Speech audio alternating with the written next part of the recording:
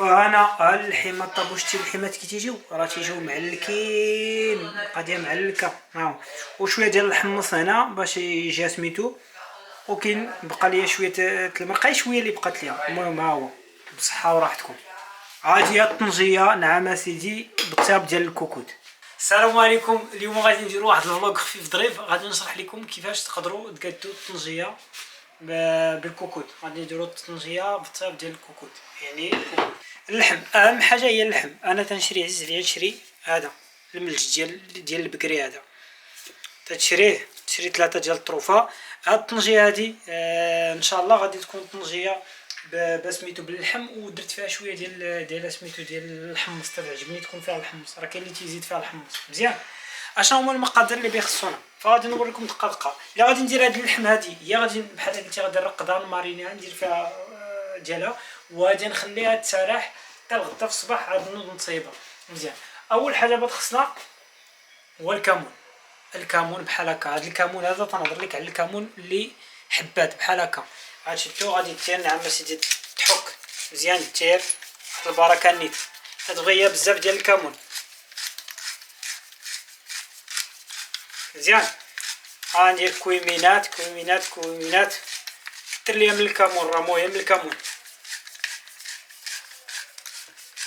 هاكا. منين تكمل ليا الكمون زيد ليا نعم سيدي شي ورقه ديال سيدنا موسى، ورقه مزيانه. زيد ليا نعم سيدي السودانيه. انا مغاديش ندير بزاف، غندير وحده. السودانيه راه مزيانه تعطي مذاق زوين. زيد ليا السودانيه حتى هي. من بعد الثومه، دير فيها شي 4 طروفه ديال الثومه ولا 3 على حسب الذوق. انت شوف ديالك كيفاش داير. انا عزيز عليا تكون فيها الثومه شي 3 صحاح بحال هكا. حطهم بحال هكا صحاح بلا ما تقشرهم مزيان.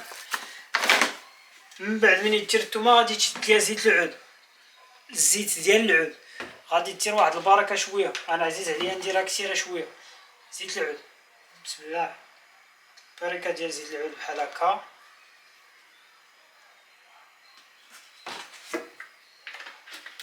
من بعد من دير زيت العود غتزيد عليها واحد نص كاس ديال الماء. غادا نديري بعينيا انا، عرفتي حنا الرجال حنا ما عندناش داكشي ديال نص كاس ديال الماء. تنزيد واحد شويه ديال الماء، شويه ديال الماء باش تلقى فاش تصيب.